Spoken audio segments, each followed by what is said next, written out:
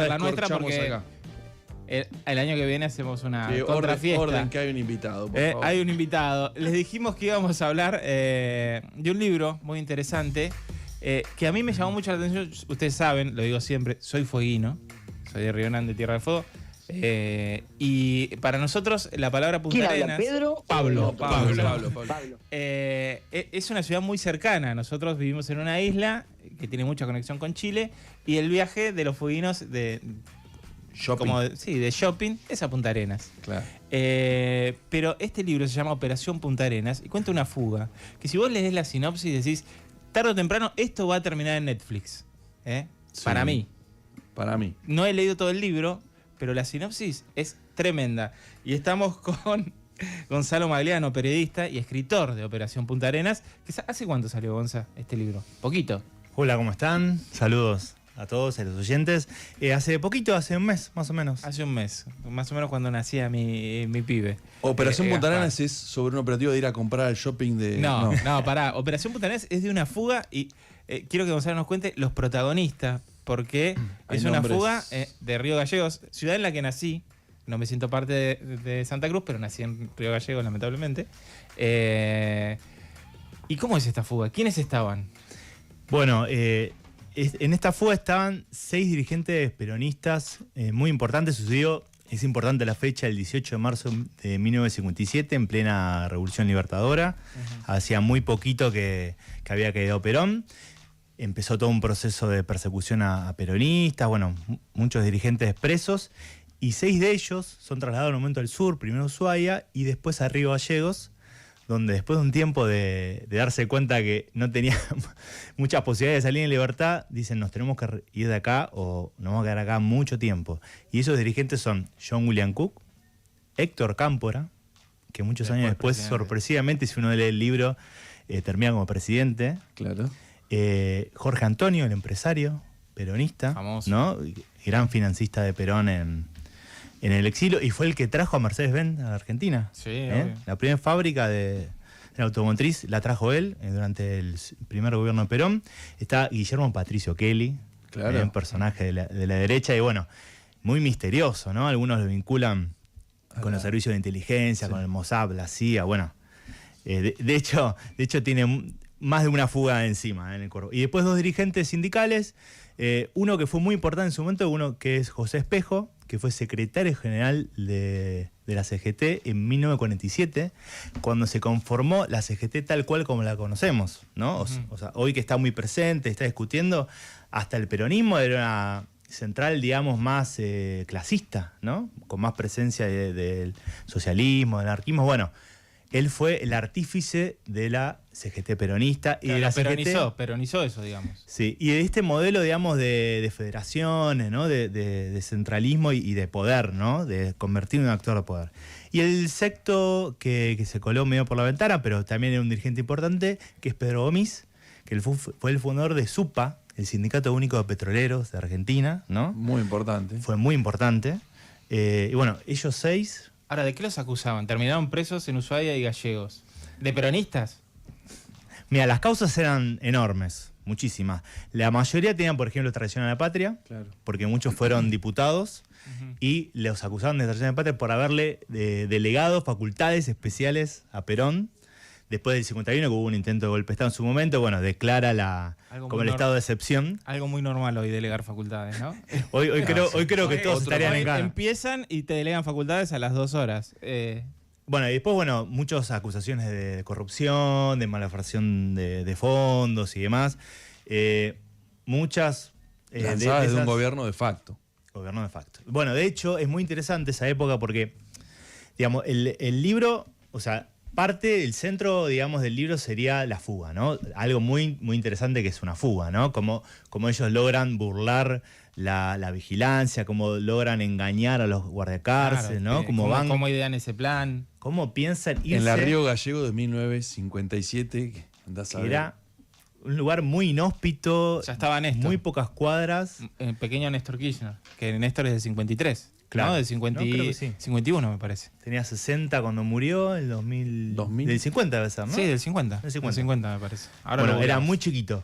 Pero bueno, era una Río Gallegos muy, muy inhóspita, digamos, donde no había transporte, o sea, en pleno desierto patagónico. Bueno, cómo ellos planean 50. irse de ahí y hacia dónde ir. Bueno, a Chile. Bueno, cómo lo logran, cómo arman el frente externo, interno. Bueno, tiene mucho de intriga, está escrito en una clave de periodismo narrativo, no ficción, ¿no?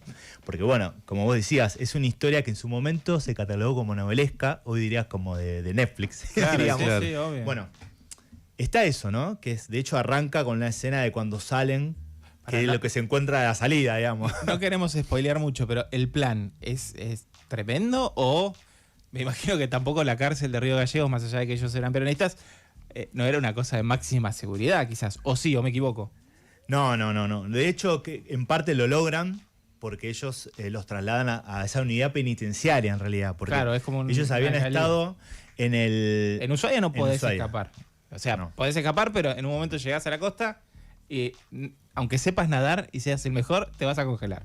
Bueno, de hecho eso era una de las amenazas de estar ahí, ¿no? Tipo, vos si querés escapate, pero te vas a morir congelado o te vamos a atrapar. Claro. De hecho se conoce una sola fuga que es de Simón Radowisky, Sí. ¿no? El Dirigente anarquista, que él logró escaparse con ayuda de distintos militantes, pero al poco tiempo lo atraparon, digamos, ¿no? Porque imagínense, digamos, recorrer todo eso a pie y demás era medio imposible. Entonces primero lo intentaron ver cómo se puede ir, no le encontraron la vuelta hasta que se da el intento de ¿cómo se llama? De levantamiento de Valle y Tanco, ¿se Sí, acuerdan? claro. En Sí. junio del 56, ese elemento cívico-militar peronista que quiere como Que termina acá con la matanza en José José León León Suárez. Claro, José León Suárez, que bueno, retrató Walsh en Operación Masacre. De ahí trasladan algunos militares involucrados y peronistas ahí. Mejoran sus condiciones porque entre pares se tienen que tratar mejor. Claro. Y a los civiles los trasladan. Y ahí se van hasta Río Gallegos y ahí se abre esa posibilidad porque bajan un poco las defensas. Los guardacárceles no eran tan antiperonistas, ¿no? Ellos... Digamos, la fuga lo que tiene de interesante, hay mucho de artimaña, ¿viste? Mucho de Jorge Antonio, de Cámpora, cómo ir, como entablando Cómo ir vínculos. negociando, comprándose al guardiacárcel, Y digamos. de hecho hay un guardia cárcel que siempre hay un mito de si fue rehén o colaboró. Yo después tengo un dato que podría revelar el misterio, pero lo voy a dejar para Déjalo, una siguiente que- edición. Pero bueno, o sea, el libro tiene eso, que es muy, muy, muy apasionante, pero también tiene el contexto histórico, que ya también es apasionante, ¿no? Porque para mí, para entender esta fuga, hay que entender la caída del peronismo y la persecución al peronismo, Ujú. ¿no? O sea, yo arranco con los bombardeos, que ya eso también es apasionante. Cómo se da el bombardeo, cómo fracasa, pero empieza una serie de conspiraciones y cómo los personajes van apareciendo y cómo le van a diciendo, che, rajate de acá porque te van a matar, porque en un momento cae Perón. Bueno, ¿cómo pasan eso? ¿Cómo caen en cana? Y después, bueno, ¿cómo logran fugarse? Entonces hay mucho de contexto histórico y entre esas cosas que hay, por ejemplo, lo que hizo la Libertadora fue crear comisiones especiales de investigación para investigar. Como Libra.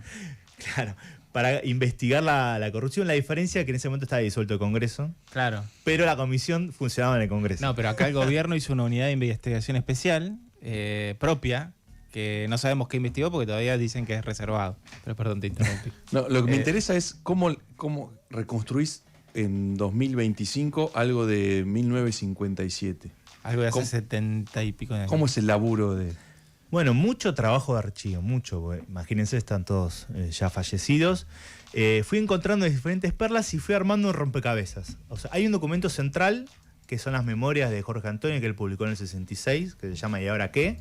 Donde es el documento central que usan todos, Claro. que usaron todos los que alguna vez hicieron alguna nota, incluso Miguel Bonazo cuando escribió El presidente que no fue de Héctor Cámpora, utilizó de central.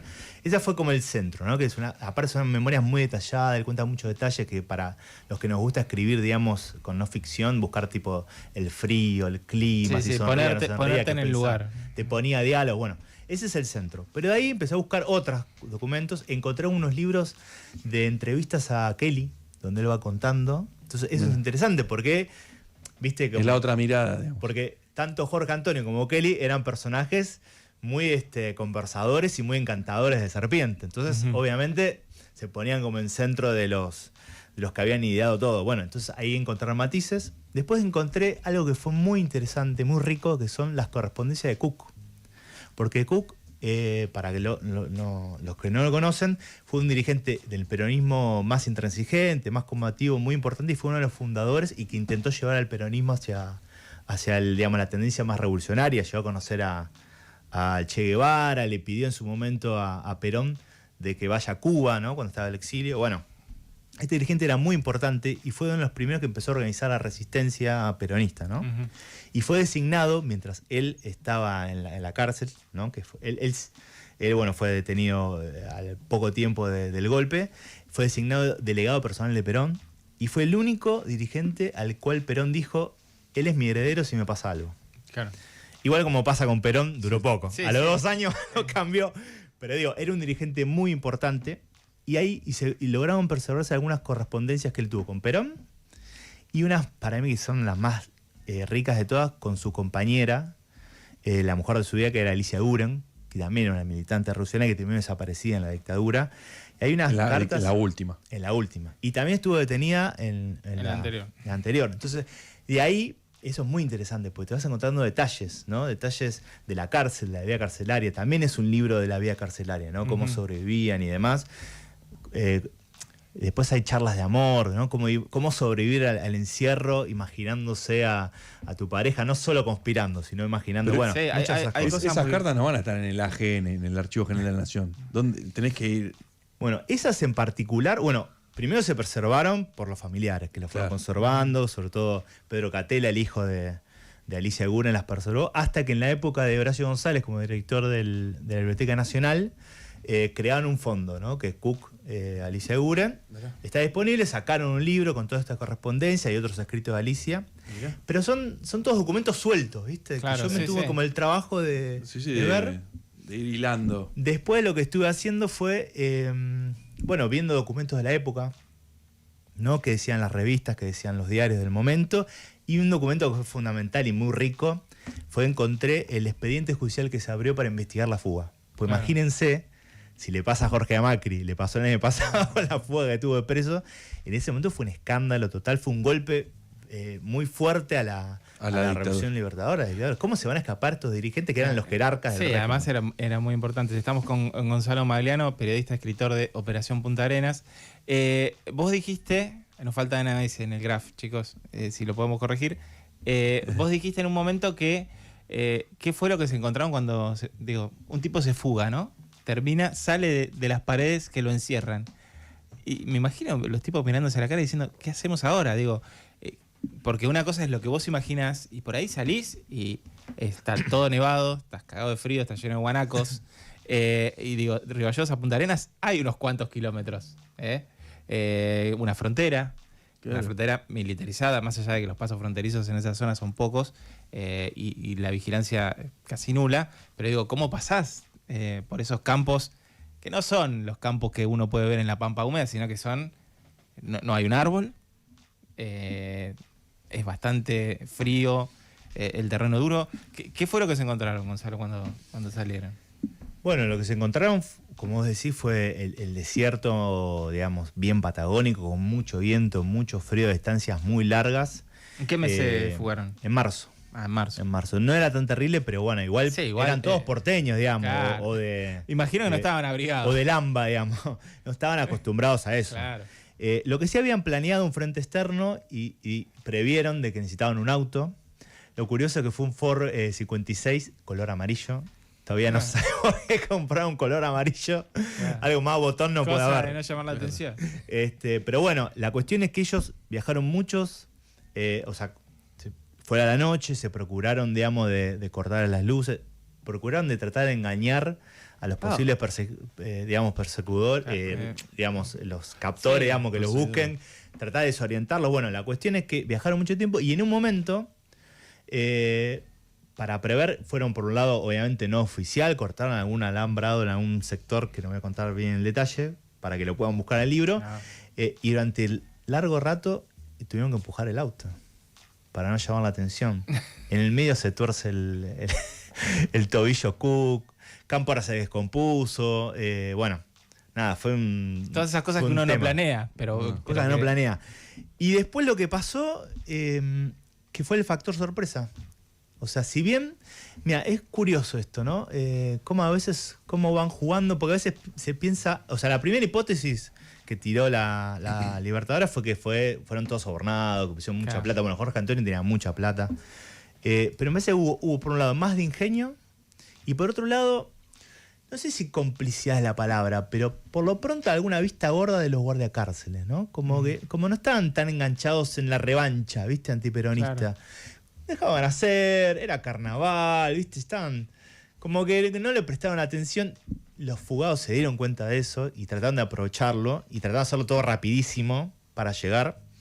Y bueno, y llegar hasta Punta Arenas, que si no me equivoco es la ciudad más austral de Chile, y pedir asilo político. Sí, en ese momento era la más austral, ahora hicieron una que se llama Puerto Williams y es la más austral del mundo, según ellos, abajo de Ushuaia.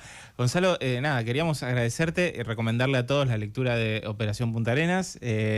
Vamos a ver si la semana que viene sorteamos un ejemplar. Sí, Primero claro. queríamos mostrarles de qué se trataba la historia.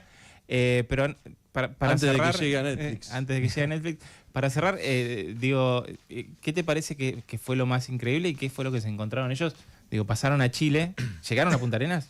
Sí, sí, Llegaron a Punta Arenas. Nosotros Ahí- llegamos a Punta Arenas. Mira, de hecho hay mapa, a ver si lo pueden ver ahí. ¿Se ve algo? No se ve nada. No, Pero se ve bueno, nada. hay mapa, pero hay un motivo por el cual lo hice, que es todos los kilómetros que tuvieron que hacer. Hicieron más de 7.000 kilómetros. ¿Por Claro. qué? Imagínense, fueron detenidos en Buenos Aires, primero en la cárcel de Las Heras, donde está el parque. Bueno, Sí, era la ahí. principal penitenciaría del país. De ahí a Ushuaia, de Ushuaia a Río Gallegos. Gallegos. De Río Gallegos a Punta Arenas. Y de Punta Arenas tuvieron que ir hasta Santiago de Chile porque hubo un juicio de extradición. Porque obviamente pidió El la gobierno, extradición. la Y Junta. fue muy importante que conmovió al país en ese momento, y lo digo rápido, porque por primera vez se puso en cuestión la razón de ser de la Libertadora. O sea, ellos de alguna manera se imaginaban como la resistencia francesa contra el Hitler sudamericano, ¿no? Entonces todos los peronistas eran catalogados como delincuentes, digamos, y más estos supuestos jerarcas Claro. del régimen. Y ahí se discutió eso. O sea, para darte un asilo político, se tiene que comprobar si sos o no un perseguido político. Y bueno, salvo uno, que se puede imaginar cuál fue, al resto le dieron asilo político. Y el que no fue, tuvo otras aventuras que están en el libro. Gonzalo Magliano, señores, periodista y escritor, autor de Operación Punta Arenas, un libro que, según nuestra humilde opinión, podría tranquilamente llegar a Netflix. Gracias, Gonzalo. Gracias a ustedes. No hay plata. Pablo Pallito Blanco y Pedro